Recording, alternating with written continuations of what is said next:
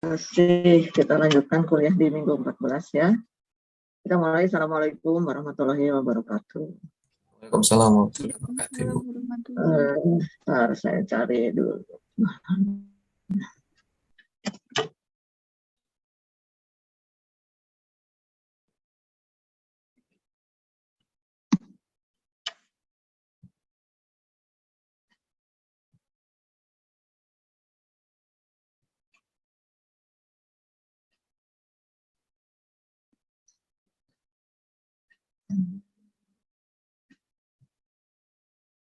Halo Ibu, suaranya nggak ada atau gimana ya teman?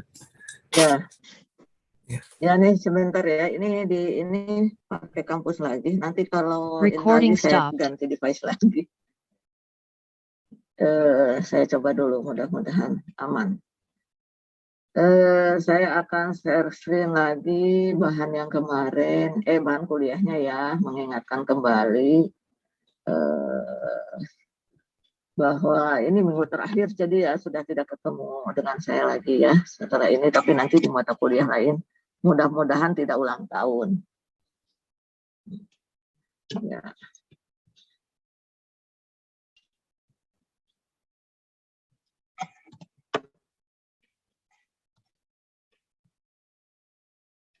Ini kelihatan nggak? Belum screenshot ya? Belum ya? Belum ya, Bu. Belum bentar. Gimana nih caranya? Ini kadang-kadang suka lambat nih. Dulu.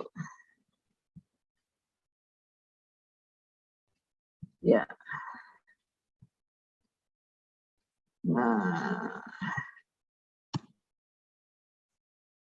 ini kelihatan ya?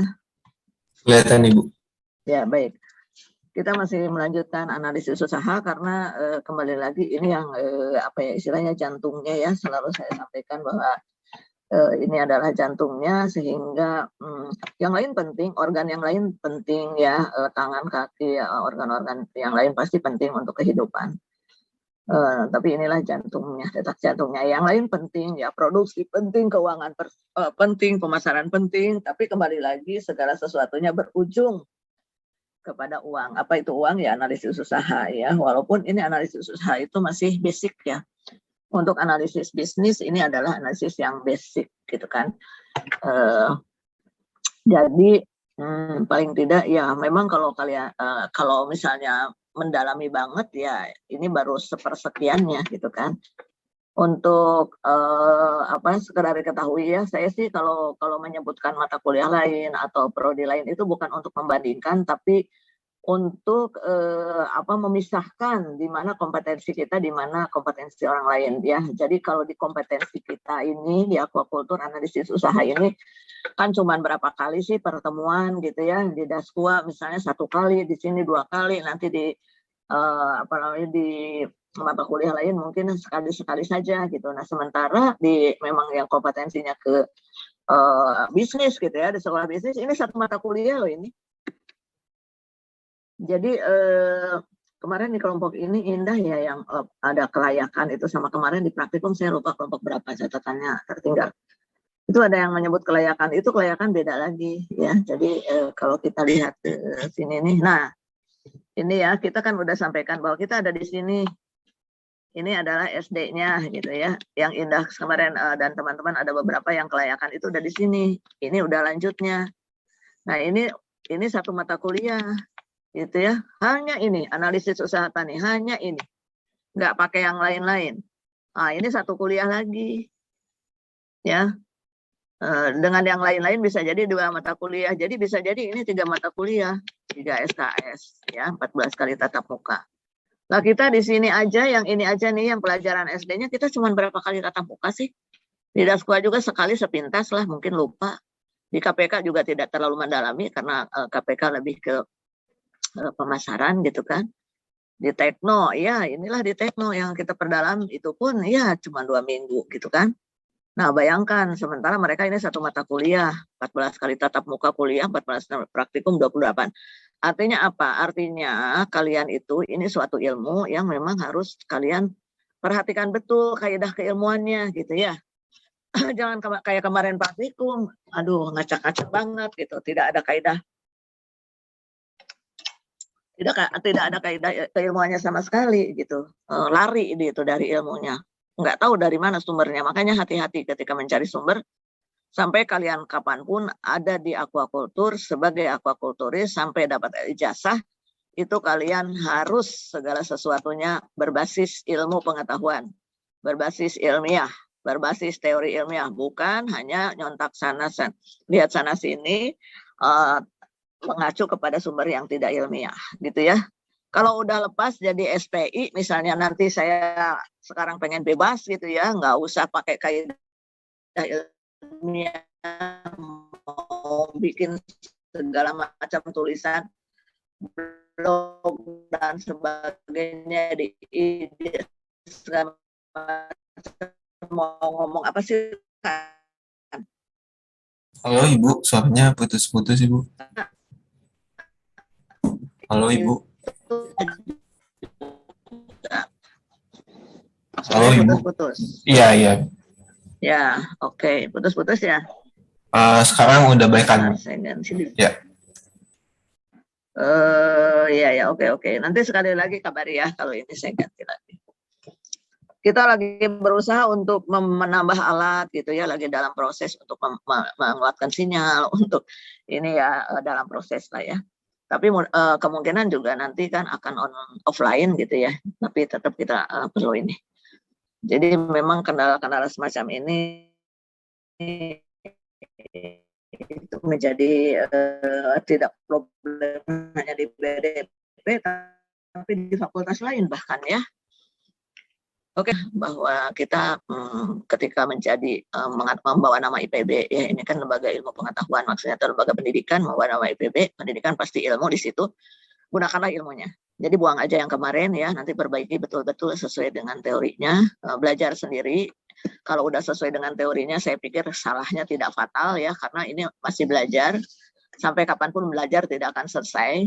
Jadi kalau ada kesalahan ya manusia mah memang makhluk yang penuh dengan kesalahan, pasti nggak mungkin ada manusia yang 100% tidak pernah salah, nggak ada ya. Tapi artinya kalau sudah mengacu kepada teori, kembali kepada teori, ya kesalahannya minimalis lah gitu. Jadi bukan kesalahan teori, artinya bukan kesalahan konsep. Jadi bukan salah di teori, bukan salah di konsep, tapi salah di implementasinya. Mungkin informasinya kurang akurat, datanya kurang akurat, itu sih masih dimaklumi. Tapi kalau salah teorinya, salah konsepnya, nah itu kemana gitu. Jadi untuk tugas yang pengumpulan nanti setelah nanti pas UTS, bukan pas UTS ya, pokoknya tugas yang diberikan oleh Bu Yani itu nanti harus mengacu kepada teorinya ya. Jadi buang aja yang kemarin, mulai dari nol ya. Jadi dinolkan lagi gitu, kayak ngisi bensin dari nol ya, dari nol. Jangan dilihat-lihat lagi, kalau dilihat-lihat lagi rancu nanti pikirannya, benar deh. Jadi kalau segala sesuatu udah kesalahannya di atas 50%, sebaiknya dibuang aja atau jangan dilihat lagi. Kalau dilihat lagi itu jadi rancu, jadi bolak-balik panik, pusing sendiri. Ya, kalau ini pengalaman saya sih, kalau melihat koreksi juga mahasiswa, kalau terlalu fatal di atas 50%, saya bilang kamu buang, salah lagi. Ya, jadi ahli susah yang kemarin buang saja ya ke tempat sampah, ganti mulai dari format sesuai dengan teorinya ya. Kalau sesuai dengan teori, kesalahan itu ya ada, tapi minimal. Standar error akan ada, tapi 0,000%. Gitu ya, itu dalam statistik. Oke, jadi kalau kita kembali ke analisis usaha, ini manfaatnya ya. Kemudian, nah ini kemarin diingatkan prasyarat wajib adalah asumsi. Kenapa asumsi? Kita sudah mencoba menggambarkan ya kemarin, karena ada apalagi di aquaculture, apalagi di agribisnis, apalagi di pertanian gitu ya. Itu sangat punya karakteristik unik. Mungkin kalian waktu di PIP, PIPK gitu ya, udah PIP, udah PIPK, pasti dapat informasi karakter bisnis, karakter produk, belum ke bisnis, karakter produk pertanian ya, karakter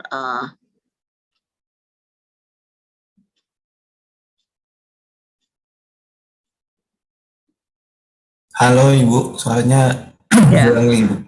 Ganti ya, saya ganti device dulu. Ya, Ibu.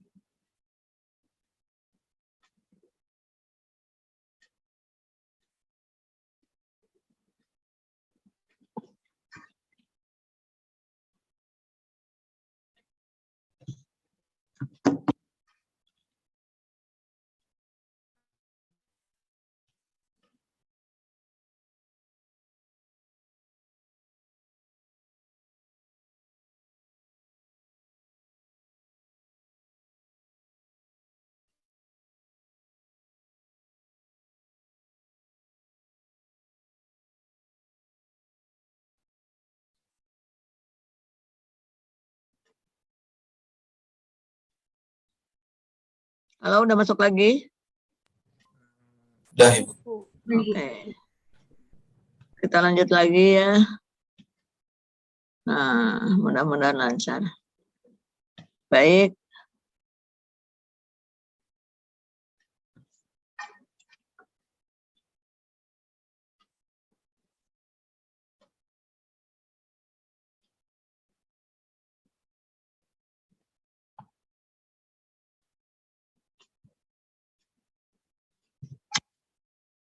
Oke ya, kita masuk lagi, lanjut lagi ke sini. Jadi analisis usaha jangan lupa harus ada asumsi karena kembali lagi kita punya karakteristik yang unik untuk agribisnis, untuk pertanian. Di situ ada perikanan pasti ya.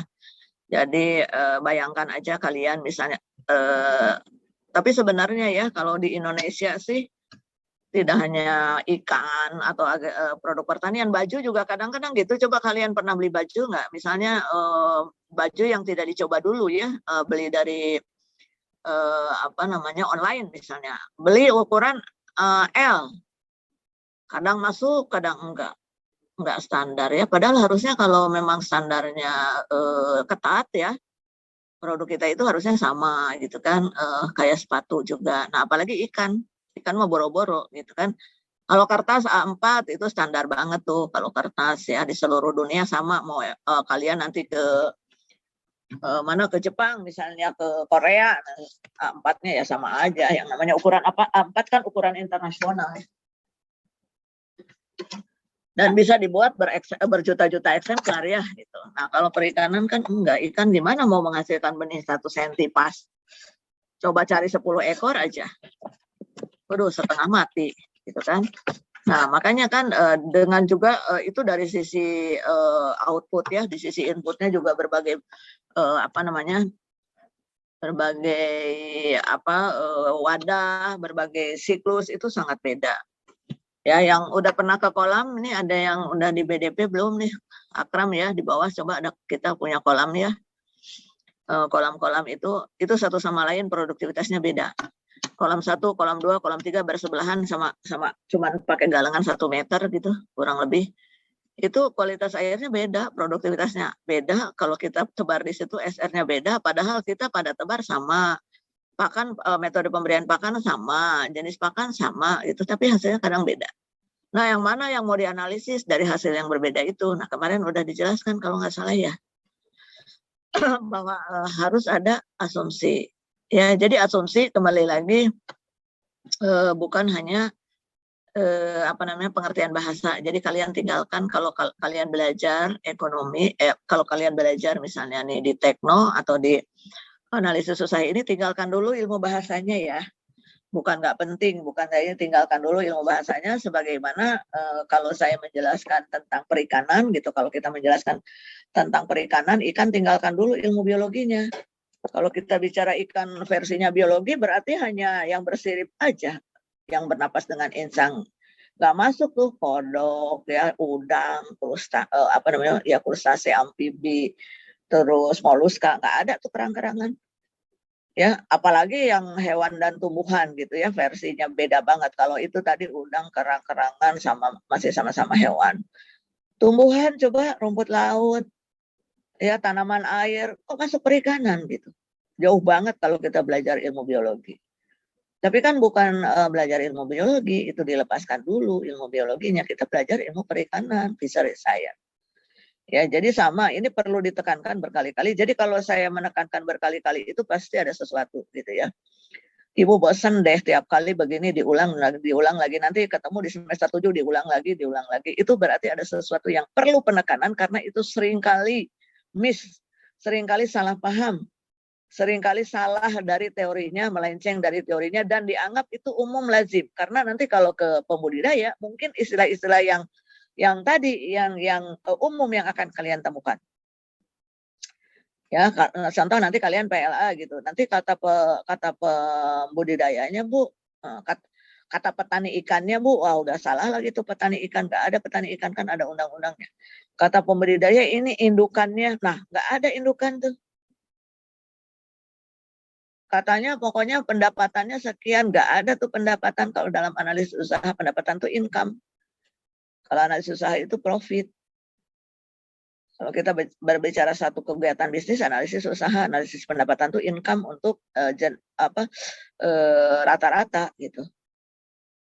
Adalah pengertian ekonominya yang khusus. Kalau kalian pengen mendalami itu, bisa juga punya kamus bahasa, kamus ekonomi, ada loh. Jadi yang punya kamus itu jangan bahasa Indonesia ya, kalian waktu di SMA ada kamus biologi, kamus fisika, ada juga kamus ekonomi, kamus akuntansi, ada. Kamus akuntansi, kamus ekonomi ada, beda lagi. Ya yang dipelajari sesuai bidang ilmunya ya. Jadi jangan sekali-kali mencampur adukan antara bidang ilmu yang sedang kita pelajari dengan ilmu yang lain. Contoh misalnya ini asumsi, ya ini seringkali saya ulangi berkali-kali sampai kemarin di pembekalan PLA juga masih banyak yang belum paham atau lupa lagi atau memang nggak menyimak sebelumnya. Asumsi itu kalau saya suruh nyontoin ya kemana-mana gitu. Ya asumsinya pokoknya Bu ya biar kita bisa ngitung ya Bu, biar kita mudah ngitung ya Bu, sesuka-suka kita gitu. Ya enggak dong, kan asumsi itu ada dasarnya, ada dasar ilmiahnya. Asumsi adalah gitu kan, untuk analisis saya ini adalah dasar atau apa ya namanya pedoman atau acuan ketika kita mau menghitung analisis usaha. Ya jadi asumsi itu bukan hanya sekedar ngarang-ngarang suka-suka kita, versi kita, tidak didukung data, tidak didukung informasi yang akurat, salah. Jadi asumsi itu harus berdasarkan data yang akurat, data yang ilmiah, data yang valid, gitu ya. Nah, itu bisa digunakan asumsi. Jadi hati-hati dengan pengertian bahasa. Ya kemarin juga ada tercetus mungkin belum latihan. Memang ini perlu latihan mengatakan asumsi di dalam konsep teori ya. Jadi pokoknya asumsinya gini Bu supaya ini aja. Jangan supaya asumsi itu adalah dasar acuan. Jadi ini akan menjadi dasar, akan menjadi acuan dalam perhitungan analisis usaha. Ya kemarin sudah saya perlihatkan ini asumsi, masih ingat ya. Misalnya kemarin kita contohkan SR, kita bisa contohkan FCR. Ya kalau kita punya satu kolam sih enak, tapi nggak ada lah bisnis. Kalau punya 100 akuarium, coba ya, kalau itu kan ratusan akuarium tuh. Ya, ini 1 bulan gitu ya. Jadi 1 tahun itu 1 bulan 100 akuarium, ada 100 data. Ada 100 data. Ini 1 bulan. Ya, nanti 1 tahun 12 katanya full gitu ya. Jadi ada 12, ada 1.200 data FCR misalnya atau SR aja deh yang paling gampang saya nyontohin SR karena SR itu benar-benar tidak bisa dipastikan pas kayak kita beli BBM pasti pas ya, nggak ada cerita itu pasti pas ya. Ini kan tadi 1 bulan jadi ada 12 100 akuarium, ada jadi ada 1.200 data. Bayangkan apa kita akan membuat 1.200 analisis? Lah 1 aja kemarin kacau balau. Ya. Bikin 1 analisis data dari kelompok kalian yang sudah kalian kerjakan dari minggu ke-2 mungkin atau minggu ke-3 di perkuliahan ini, itu salah semua ketika analisis usaha. Bagaimana mungkin mau membuat 1.200 data? Dan ini bukan belajar manajemen kalau kayak gitu. Ya, manajemen itu adalah efisiensi, menempatkan pada tempatnya yang secara tepat, efisiensi. Contoh kalian punya kamar kos misalnya. Nanti kalian itu kan menempatkan tempat tidur, di situ kan ada tempat untuk tidur. Kalau di meja belajar ya tempat untuk belajar, bukan meja belajar itu diisi segala macam yang tidak perlu, bisa sepatu naik di meja belajar. Nanti di rak sepatu isinya baju. Di tempat baju isinya makanan, nasi, segala macam gitu kan. Ketika mencari panik sendiri itu ya, bukan lagi kapal pecah, itu nggak benar. Nah, manajemen tuh nggak merapikan. Kalau ada meja untuk belajar ya isinya yang kepentingan belajar, alat tulis, buku. Ya, tempat tidur untuk istirahat gitu ya, di situ untuk santai. Kamar mandi atau ini ya untuk bersih-bersih, jangan dikacau balaukan ya. Jadi kalian bisa bayangkan kalau misalnya 1.200 data apa yang terjadi gitu ya. Jadi paham ya. Kalau ada pertanyaan silahkan ya. Kalau mungkin di praktikum kemarin baru nyadar lah, kalau istilahnya itu baru nyadar atau ternyata baru muncul pertanyaan-pertanyaan, silahkan. Ini mumpung kita masih punya waktu di 1 sesi ini. Ya, kalau tidak, ya saya teruskan. Kemarin udah dicontohin, kalau nggak salah di sini ya, di kelas ini ya. Akram yang SR, kolam-kolam itu di kelas ini kan? Belum Bu, belum dicontohin. Hah? Di paralel 2 Ibu. Oke. Asumsi ya, saya ke asumsi dulu deh. Ya, oke, asumsi ya. Nah, kita bicara asumsi. Jadi paham nggak tentang asumsi ini? Jadi asumsi itu bukan ngarang-ngarang. Karena kenapa? Kenapa saya tekankan ini?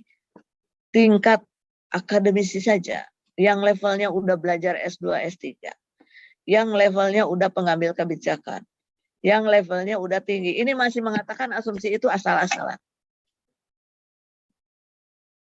Jadi masih, jangankan kalian, kalau kalian saya maklumi banget ya, karena memang belajar. Ini yang udah S2, S3 loh. Ada juga bahkan yang sudah bekerja, sudah akademisi. Ya, sudah memberikan transfer pengetahuan kepada orang lain. Itu masih tetap menganggap asumsi ini hanya sekedar, ya kan diasumsikan aja Bu, supaya bisa belajar menghitung mereka, supaya kira-kira nanti menghitungnya seperti apa, yang nggak bisa begitu. Kalau memang sudah implementasi, sudah aplikasi, udah harus asumsi itu paham apa yang dimaksud. Ya. Nah, misalnya sekarang kita coba nih, asumsinya kita coba SR lah ya, yang mudah ya. Misalnya kalian punya 5 kolam aja ya, 5 kolam. Nggak usah banyak-banyak dulu. 5 kolam. Kolamnya ikan lele misalnya ya. Kolam ikan lele itu taruhlah 2 bulan, setengah 3 bulan ya. Oke, 3 bulan misalnya. 3 bulan dengan persiapan dan seterusnya. Dari 5 kolam ini, pertanyaan saya, apakah SR-nya setiap siklus 3 bulan ini ya, 3 bulan per siklus. Apakah SR-nya dari 5 kolam setiap siklus ini sama? Pasti pas, misalnya 80%, 90%. Apakah 80% terus gitu? Sepanjang siklusnya di kolam yang satu, belum ada kolam 1, 2, 3, 4, 5 kolam. Apakah sama persis? Tidak Bu. Tidak akan ada. Di mana ceritanya? Kalau ada kasih tahu saya. Sedangkan saya punya data di BDP aja kolam itu. Duh, mahasiswa kemarin kolam bulat ya, yang waktu sebelum COVID itu kan yang Akram udah lihat ya, 18 kolam kita itu kan untuk praktikum daskwa. Atau mungkin kalian udah pernah ya. Nah itu SR-nya beda-beda, kita presentasi itu setiap kolam beda. Setiap siklus beda. Nah kan misalnya ada data 5 kolam ya, kadang 85, kadang 90 lagi gitu kan. Ya, kadang berapa lagi, misalnya 90, 85 lagi gitu kan. Nah ini SR-nya ya, ini dari satu siklus. Kalau 1 tahun ada 4 siklus, nanti lain lagi nih. Di 4 siklusnya tuh kadang juga 85 lagi, kadang misalnya pernah 88, pernah lagi 90, ini kan 4 siklus 1 tahun ya. 4 siklus 1 tahun. Jadi ini belum ke sini. Belum data ke sini. Jadi ini bisa jadi 5 kali 4, ada 20 data. 20 data SR dalam 1 tahun ya. Kita kan analisis usaha itu 1 tahun, ingat ya. Analisis usaha 1 tahun. Terus kalau kita mau menghitung analisis usaha, pakai SR yang mana? Pertanyaan saya. SR yang mana?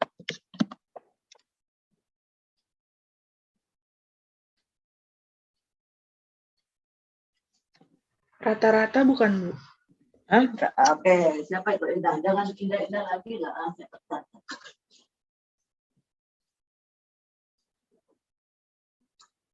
Bentar saya ambil kertas dulu ya, buat nyatet.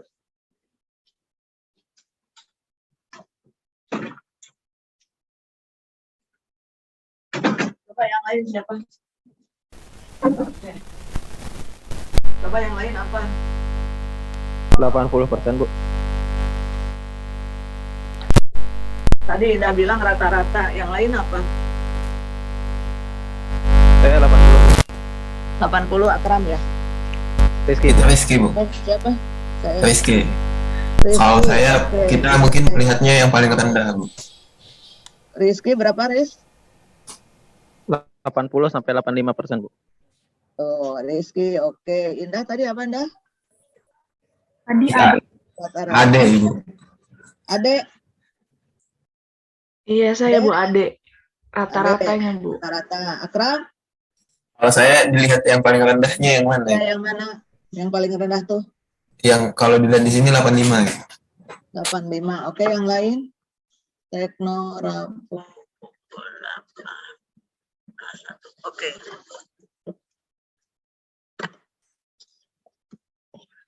Ada yang lain? SR yang paling tinggi, Bu. Nur. Nur ya? Iya, Bu. Alifah. SR yang paling tinggi. Ada lagi nggak yang lain?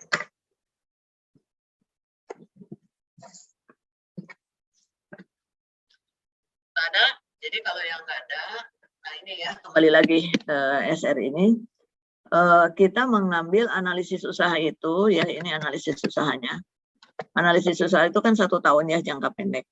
Jadi analisis usaha itu 1 tahun jangka pendek, tapi perhitungannya baru 1 siklus. Atau kemarin kita banyak di digital marketing ya 1 bulan, baru kali 1 tahun lagi. Jadi analisis usaha ini ya. Nah, dalam analisis usaha kita menganut pesimis. Ya, menganut pesimis. Artinya apa? Artinya yang paling merugikan lah kira-kira. Yang paling jelek-jeleknya gimana? Ya.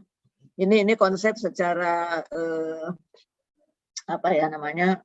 Apa ya sih? Beberapa pilihan lah untuk menghitung. Tapi kebanyakan perusahaan itu mengambil mengacunya ke konsep pesimis ya, pesimistis. Jadi artinya kalau kita menghitung SR yang tertinggi ya Nur, kalau ketika misalnya SR yang tertinggi di sini adalah 90. Ketika kita menghitung 90 tahu-tahu jadi 88 gitu, kita udah down duluan. Kita udah wah rugi gitu kan. Padahal pernah juga 85 gitu. Waduh, ini membuat apa ya sih kalau ini mah iklim yang suasana yang nggak bagus gitu. Iklim yang nggak bagus, makanya analisis usaha ini menganut ke pesimistis. Tapi kalau misalnya menganut itu yang menganut yang tertinggi. Tapi kalau misalnya menganut yang terendah, tadi siapa yang terendah itu? Akram ya. Yang terendah itu 80 gitu ya. Iya. Tapi kan ini nggak selalu 80 loh. Gitu. Boleh. Ya bolehlah ketika 85 udah happy tuh. Aduh, udahlah udah tahu. Pokoknya kita kalau 80 baru impas misalnya atau 80 tuh untungnya sedikit gitu. Jadi 85 misalnya udah tenang aja, udah aman. Nggak usah dihitung juga kita udah punya prediksi aman. Ya. Nah, ini boleh. Jadi yang ini tadi nggak boleh. Karena terlalu optimistis. Nanti malah kayak kasus-kasus yang kalian sering dengar mungkin ya perusahaan-perusahaan kemarin ya umroh lah yang investor-investor yang melambung-lambung memberikan janji yang bahwa ini SR-nya akan ini padahal kan kita fluktuatif. Kalau di investasi itu tidak hanya di ikan ya, tidak di tanaman juga gitu. Di tanaman akan hidup semua nggak ada tuh. Ya cabai sekian tingkat itu enggak ada dan tidak pasti di setiap siklus, tidak pasti di setiap tahun. Penuh ketidakpastian. Penuh resiko, tapi resiko kita perhitungkan inilah yang namanya resiko nih SR ini. Jadi jangan takut, waduh resiko ya nggak usah deh bisnis agribisnis gitu, apa namanya berat banget ya misalnya gini. Lah ini resikonya kita perhitungkan dong, kita kan punya alat analisis resiko. Salah satunya ini adalah ini nih, ketika kita punya apa namanya sensitivitas terhadap kelangsungan hidup gitu karena ikan ini ditentukan sangat oleh yang hidupnya gitu ya, nggak mungkin yang mati kita apa namanya hasilnya nggak mungkin kita mengharapkan yang mati banyak ya. Buat apa sih kalian belajar nutrisi misalnya nanti ada yang masuk ke divisi nutrisi mendalami ilmu nutrisi untuk memberikan pakan yang paling efisien, yang paling formulasinya paling bagus sesuai dengan kemauannya ikan dan sebagainya. Untuk apa? Yang menekan tingkat kematian supaya SR-nya tinggi lah, itu pasti nggak akan kemana-mana. Kalau SR tinggi, produksi tinggi. Kalau produksi tinggi kemana? Ya nggak akan kemana-mana, ujungnya ke duit ini. Ke sini. Coba carikan yang tidak ujungnya ke duit. Saya nggak di nutrisi, Bu. Nggak minat. Saya minatnya di reproduksi. Oke, di reproduksi ngapain? Ya saya kasih hormon supaya cepat ini dia cepat hamil misalnya, cepat bertelur, telurnya cepat sampai TKG 6 cepat menetas kualitasnya bagus. Nah, terus untuk apa menetas cepat kualitas bagus? Biar waktunya cepat. Kenapa waktunya harus cepat-cepat? Ya biar ujungnya dapat duitnya cepat. jualannya cepat, produksinya cepat, terus telurnya banyak yang menetas, bagus-bagus benihnya. Coba mana yang tidak ada ujungnya ke sini? Mana? Bu pakai bioflok, pakai ras, buat apa? Gitu. Ya supaya ikannya sehat, buat apa? Supaya ikannya nyaman hidupnya, supaya ikannya cepat gemuk, terus buat apa? Untuk produksi. Produksi buat apa? Ujungnya ke sini lagi. Ya, ujungnya semuanya ke sana apa lagi? Kesehatan, Bu, pencegahan, pakai ini nih fitofarmaka, kasih kunyit dulu, terus untuk apa? Supaya ikannya nggak stres, supaya ikannya sehat. Kenapa memang kalau sehat supaya SR-nya tinggi? Memang kalau SR tinggi, kenapa produksinya tinggi? Kenapa produksinya tinggi? Ujung-ujungnya duit. Pasti larinya ke situ semua. Nggak ada yang nggak ke situ aquaculture. Makanya coba mindset dirubah, seimbangkan di benak kalian, paradigma kalian, mindset kalian rubah. Kegiatan aquaculture itu dan tidak hanya teknis, ya, tapi juga ekonomis. Sehingga aquaculture itu kegiatan ekonomis dan harus seimbangkan. Itulah aquaculture berkelanjutan. Tidak boleh berat sebelah, tidak boleh. Bahkan kalau asesmennya mungkin saya belum saatnya ngasih, coba kalian lihat aja di Valenti, bahkan asesmen untuk aquaculture berkelanjutan itu lebih banyak indikator sosial ekonominya dibanding indikator teknis. Baca jurnalnya Valenti, kalau mau iseng-iseng lihat, atau ini Valenti. Ya kalau nggak percaya kata saya, ini bukan kata saya, kata dia dikaji oleh Valenti. Ya, indikator-indikator untuk aquaculture berkelanjutan itu sosial ekonominya lebih banyak. Dari 56 indikator, 22 kalau nggak salah yang teknis, 34 yang sosial ekonomis. Bayangin. Ternyata indikator untuk keberhasilan aquaculture itu banyaknya di ujung sini.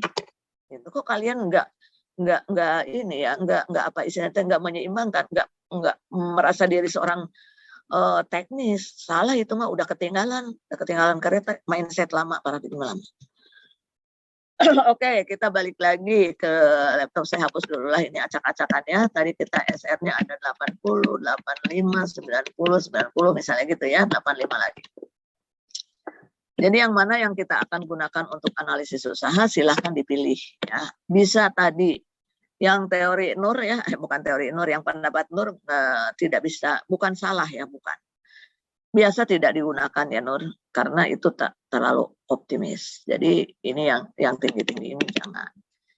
Ya, tapi kalau misalnya pendapat Akram ini yang terendah ya, terendah itu tadi berapa, 80, ini boleh. Jadi yang satu adalah dicari yang terendah.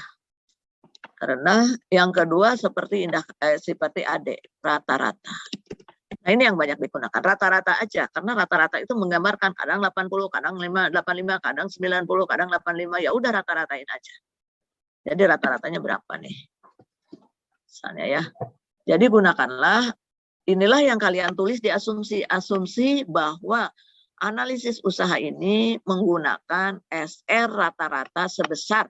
Nah itu nanti di PLA begitu ya. Kalian kalau mencatat semua apa yang saya jelaskan ini di PLA, nggak usah lihat cutting-cutting, nggak usah. Nggak usah lihat-lihat dokumennya PLA yang lain yang belum tentu benar. Ada yang benar, tapi banyak yang salah. Hati-hati. Karena seringnya justru saya banyak menemukan yang salah. Untuk dianalisis usaha ya, di bab yang terakhir ya. Kalau di bab yang pertamanya mas saya yakin benar semua. Teknis. Bagaimana pakan, teknis, apa kualitas air dan sebagainya itu saya udah acung jempol. Itu semuanya udah oke, benar, kalian ikuti betul. Tapi giliran di bab terakhir pemasaran dan analisis usaha itu saya sering menemukan salah. Ada yang benar tapi banyak yang salah, ya. Kecuali kalau saya banyak yang benar sedikit yang salah, nah itu saya sudah mulai happy. Mudah-mudahan kelas ini ya banyak yang benar sedikit yang salah. Tapi selama ini saya menemukan banyak yang salah, sedikit yang benar. Karena itu tadi, mengabaikan ilmunya. Nilainya bagus nggak bagus, nilainya bagus-bagus. Kan tidak semua 100 orang itu diampu oleh divisi MAK yang cuma 4 orang, nggak mungkin lah terawasi. Paling ya, mungkin ya sekitar kalau ini ya 20% mungkin gitu kan dari 100 itu yang yang bisa terawasi oleh kita yang memang kompetensinya di situ. Kalau yang lain menyerahkan karena apa? Kenapa menyerahkan? Kalau gitu dosen yang lain salah dong menyerahkan? Tidak, karena kan sudah diberi teorinya. Tidak, ya kalian lah kan udah dapat teori. Kalau dosen mah bidang kompetensi masing-masing. Saya kalau disuruh belajar mengajar kesehatan saya nggak bisa. Bukan bidang saya. Tahu, tapi tidak kompeten. Bukan nggak tahu juga, tahu, tapi tidak kompeten. Reproduksi tahu, tapi tidak kompeten. Artinya bagi-bagi dong sama yang lain. Samalah kalian juga nanti. Kerja itu nggak akan mungkin semua kalian raup semuanya. Karena memang manusia terbatas. Itu sudah teori di ilmu manajemen begitu. Teorinya Adam Smith itu udah manusia itu terspesialisasi, tidak mungkin punya kapasitas untuk mengerjakan seluruh pekerjaan. Makanya ada struktur organisasi. Itu teorinya Adam Smith loh, dari manajemen adanya struktur organisasi. Ada pembagian kerja, ini bagian ini, bagian ini. Kalau semuanya satu orang ditangani, waduh, nggak akan beres-beres, nggak ada tuh produk yang berhasil misalnya. Jadi begitu, ini kompetensinya. Nah, jadi tolong diingat-ingat nanti kalau saat PLA, karena kalian akan membuat sendiri pasti gitu. Nah, insya Allah lolos ya sampai PLA gitu. Nggak ulang tahun, nggak kelamaan. Nah itu ya akan membuat itu gitu dan itu di situ itu banyak salahnya, sedikit benarnya. Oke, lanjut lagi ke sini. 85 tambah 90 tambah 90. Nah, rata-ratanya tuh 86 ya. Kok 86 sih, salah. 80 tambah 180.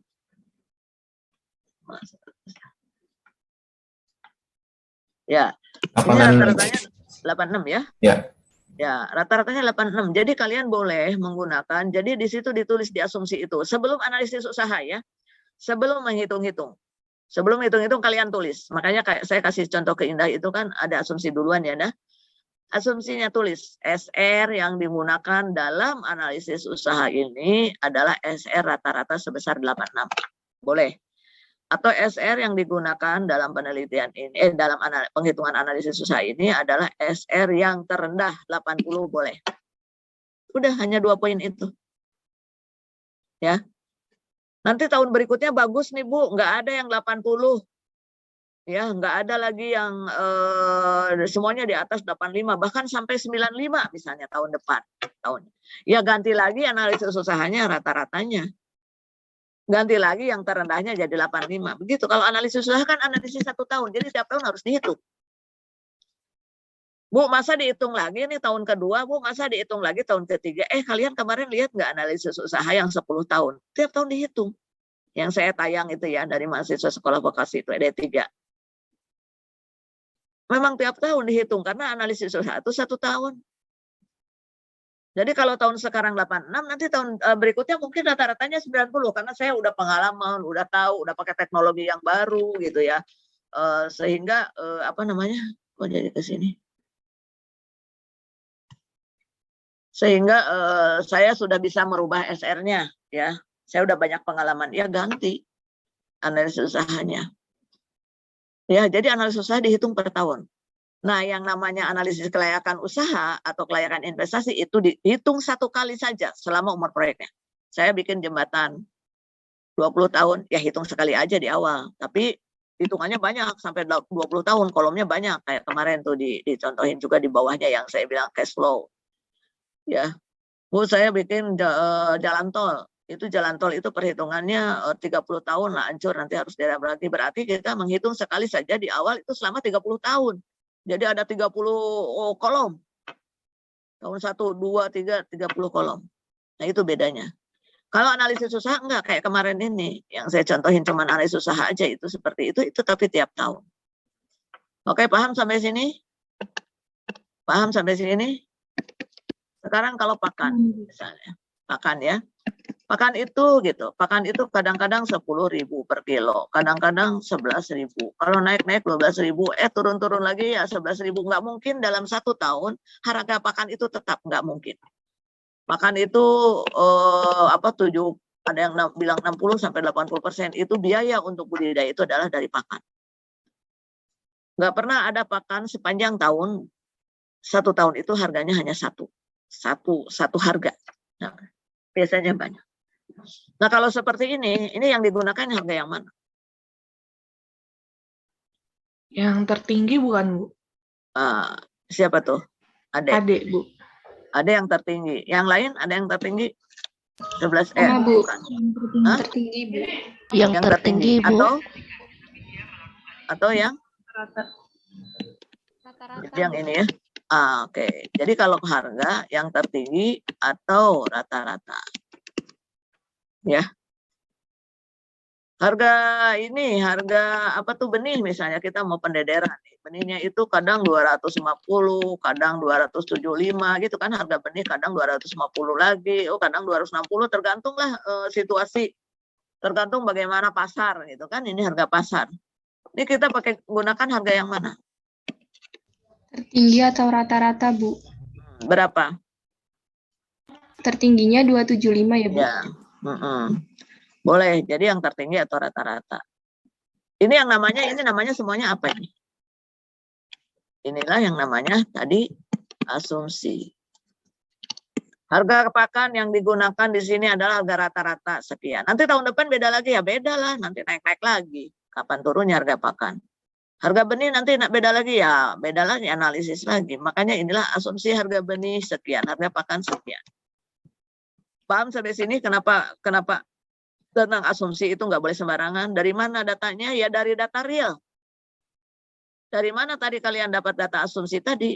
Bukan ngarang-ngarang. Aduh, saya mendingan kalau budidaya ikan itu SR-nya 100 aja ya. Kan untung gede. Jangan sampai 90, 95 sama 100. Asumsinya SR-nya 100, ngaco itu kan. Asumsinya udahlah pokoknya kayaknya saya budidaya ikan hias ini ya saya pengennya sih untung. Jadi kalau kelihatan untung ya udah tulis aja lah 90%. Padahal itu biasanya tidak pernah ada di para pembudidaya yang 90%, paling tinggi 70%. Nah itu kan ngaco. Dari mana? Jadi data asumsi bukan data ngaco. Ya tadi dasarnya itu adalah dasar ilmiah dari mana? Ya dari fakta real mereka dapatkan. Bu, saya kan baru perencanaan gitu kan, nggak tahu ini belum melakukan, ya cari dong data informasi yang ilmiah, cari data penelitian di jurnal, cari kalau perlu datang ke pembudidaya. Jadi kalian membaca buku populer, buku populer, buku kaleng-kaleng, misalnya contohnya Penebar Swadaya, saya contohkan karena itu suka diacu di PLA. Padahal kita udah bilang jangan diacu di situ. Daripada baca-baca buku yang di situ tidak jelas keilmiahannya atau tidak ilmiah, mendingan datang ke pembudidaya. Bu, pembudidaya cuma 3 kolam, masih kecil-kecil, nggak apa-apa, datangin aja. Mending datang kalian tanya, Bapak ini SR di ikan lele ini dengan terpal gini berapa? Nah, oh dia 80%. Nah itu bisa dipakai data. Oh rata-rata ternyata saya nanya ke sini saya rata-ratakan sekian. Itu lebih valid, lebih ilmiah. Karena mereka kerjakan dan mereka hasilkan seperti itu. Lah kalau di buku-buku apa benar mereka kerjakan? Terus kapan, di mana? Kan berubah terus ilmu. SR itu tahun ini belum tentu sama dengan tahun sebelumnya. Ya FCR juga belum tentu. Produktivitas juga belum tentu. Siapa tahu berubah teknologi, siapa tahu berubah pembelajaran. Ya Akram awal-awal nggak tahu Bu, banyak matinya, saya nggak bisa melihara. Lama-lama banyak yang hidupnya dengan proses pengalaman. Itu nggak ada di buku populer yang kayak gitu. Semuanya tuh seperti harga mati aja, semua gampang. Padahal ada proses-proses yang belum tentu sama persis dengan apa yang di situ. Kecuali kalian datang langsung. Makanya PLA itu ilmiah. PLA itu kalian datang ke pembudidaya yang kecil, misalnya kalian belajar, itu jadikan karya ilmiah itu PLA itu. Karena apa? Datanya empiris, datanya real ada. Bukan katanya-katanya. Bukan ngambil dari sana-sini nggak jelas. Ya, jadi mendingan kalian tanya ke pelaku yang bisnis kopi, tanya tuh ke Yosi misalnya. Yos, kopi itu berapa sih ininya, tingkat ininya dan sebagainya, keawetannya dan sebagainya. Mending tanya. Kalau tentang ikan hias, tanya ke pembudidaya ikan hias, datengin, jangan diam aja, gitu ya. Nah itu lebih ilmiah, lebih akurat. Jadi artinya apa? Sekarang paham bahwa asumsi ini adalah menjadi dasar acuan untuk analisis usaha dengan didukung oleh data yang valid, data yang ilmiah, data yang reliable, data yang akurat. Ada satu kata kuncinya adalah ilmiah. Kalian kan akan menulis nanti karya ilmiah dan sebagainya karena kalian ada di lembaga pendidikan yang berbasis ilmiah. Paham sampai sini? Ada pertanyaan sampai sini? Supaya nggak rancu dengan bahasa. Kalau dengan bahasa mah asumsi ya udahlah suka-suka kita. Enggak. Kalau nggak ada pertanyaan saya lanjut. Nah ini contohnya tadi sudah. Kemudian juga ini sudah dari berbagai sisi ya asumsi itu. Tadi harga ya biaya untuk pakan, benih dan sebagainya sudah. Nah kalau sudah saya ingatkan lagi ke sini analisis usaha. Ya kemarin sudah. Ini kembali lagi kalau kita berbicara analisis usaha pertanyaannya simple dijawabnya. ITRTC gitu, atau ITCTR. Coba saya ingetin lagi ya. Stop lagi. Stop lagi saya balik lagi ke sini. Oke. Nah, kita clear. Sekarang analisis usaha. Apa ininya? Unsur-unsur analisis usaha. Nggak usah panjang lebar dengan saya sih. Simpel-simpel aja. To the point. Jebret gitu. ITRTC, Bu. Ya, ITRTC. Apa itu I? Income. Investasi.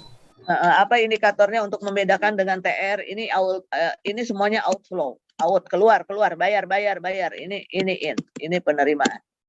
Kalau gitu apa dong yang membedakan antara ini sama-sama out, apa yang membedakan I dengan TR?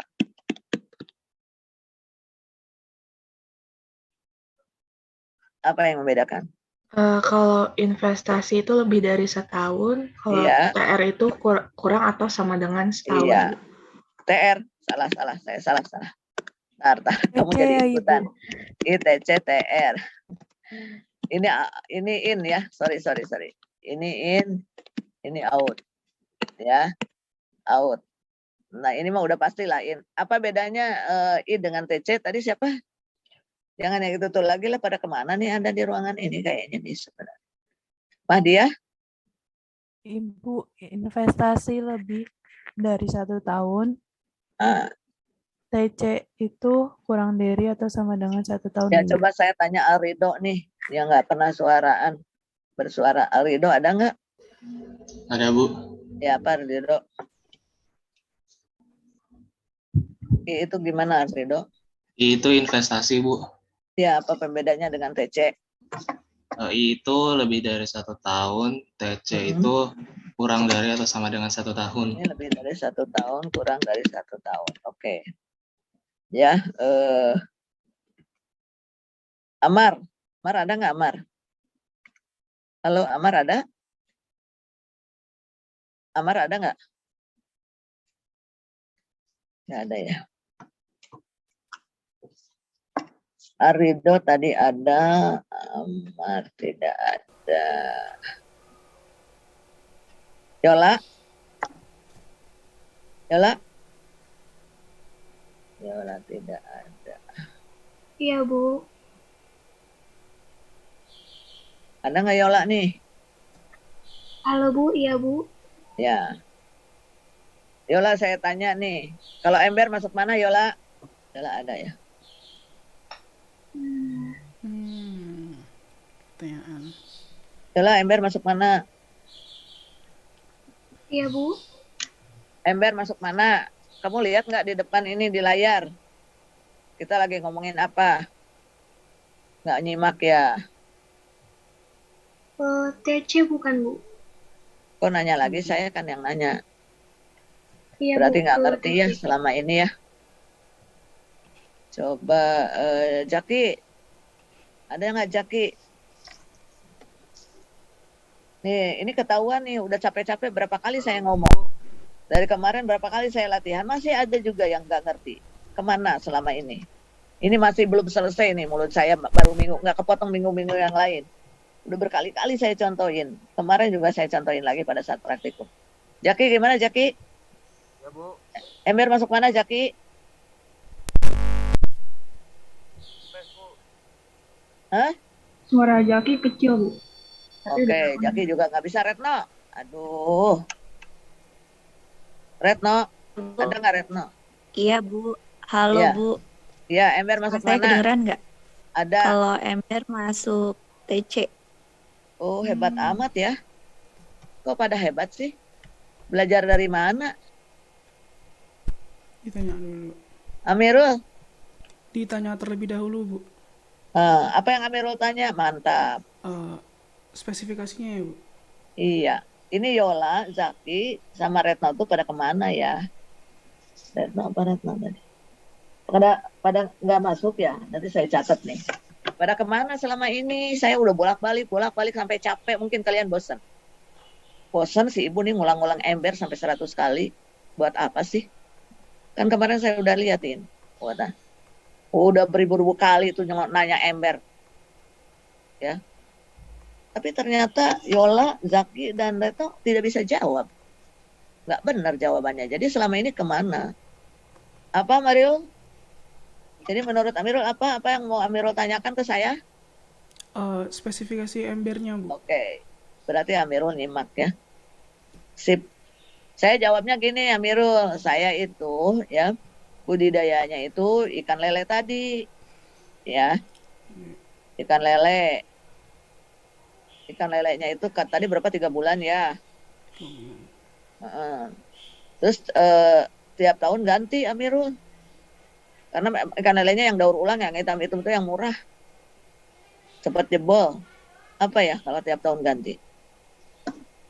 Fixed cost ya, Bu?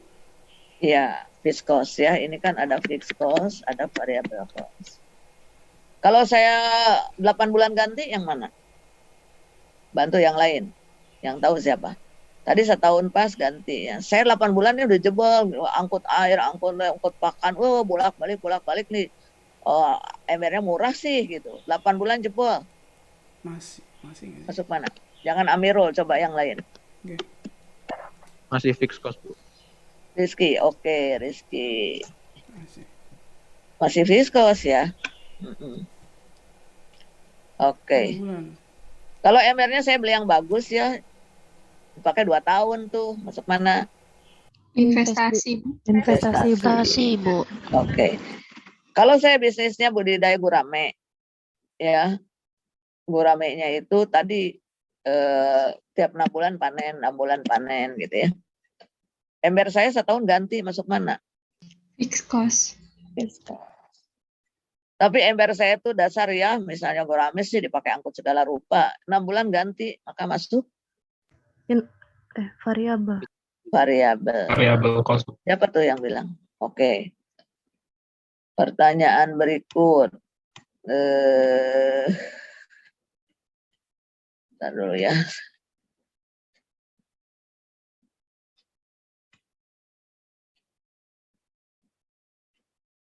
Amar tadi nggak ada ya.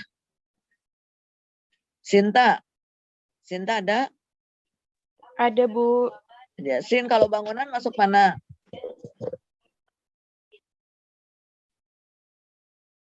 Sinta?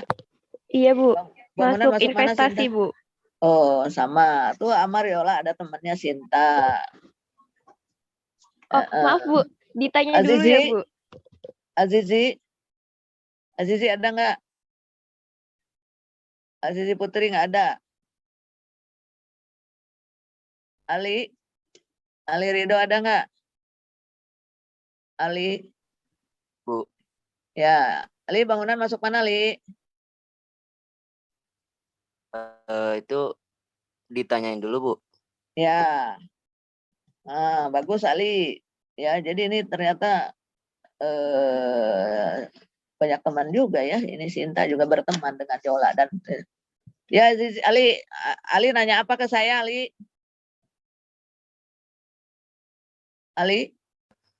Oh, hilang suaranya Ali. Ali? Disewa atau dibeli begitu, Bu? Belilah. Iya, belilah bangunan saya. Apalagi yang mau ditanya sama Ali? Loh, ketahanannya, Bu. Iya, bangunan saya, Ali, kan cuman ini aja. Saya cuman ya buat berteduh aja tuh. Sama buat para pegawai berteduh ya, dari atap rumbia, lantainya juga ya sekedar begitu aja lah. Nanti atap rumbianya sama dindingnya itu kan setengah badan itu setahun ganti. Masuk mana, Li? Masuk di investasi, Bu. Setahun ganti. Aduh, Ali. Saya sampai sedih kalau kayak gitu. Masuk di tiap tahun ganti, Ali. Iya, masuk di Fikos, Bu. Di mana, Li? Masuk di Fikos, Bu. Fixed cost. Lihat dong, ini kan masih di depan mata nih, kurang sama dengan satu lagi. Jadi kan jangan dihafalin ya, ini tambah lagi nih, apa namanya? Cinta, aduh tambah lagi nih yang nggak tahu ya, jangan dihafalin. Satu lagi coba deh saya nanya nih, siapa tadi? Anes, ada nggak Anes? Hadir, Bu. Induk masuk mana Nes? Induk? Induknya berapa lama, Bu? Induknya induk ikan hias, jadi suka kalau udah berkali-kali dipijahkan, dia lebih baik saya jual, setahun sekali saya jual.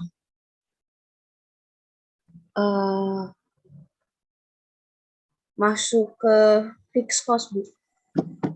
Fixed cost. Kalau kemarin cerita pemijahan buatan di induk ikan lele jantannya dimatiin, masuk mana? Variabel, Bu.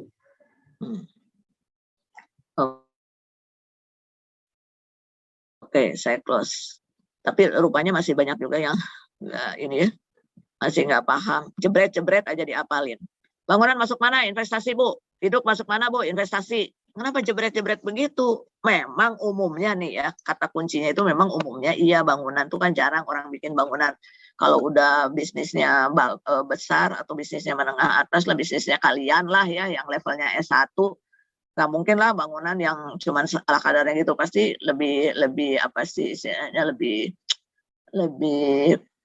definitif lah, lebih bagus lah, ya akan lebih dari 1 tahun itu masuk investasi pada umumnya, tapi nggak boleh dihafalin. Ini rupanya kayak Yola, Jake Retno itu saya nggak tahu kemana selama ini Sinta ngapalin. Jangan diabalin, makanya nggak usah lihat cutting-cutting nanti kalau PLA itu. Jangan dijebret-jebret aja, induk jebret ini. Enggak, tergantung bagaimana biaya itu diperlakukan.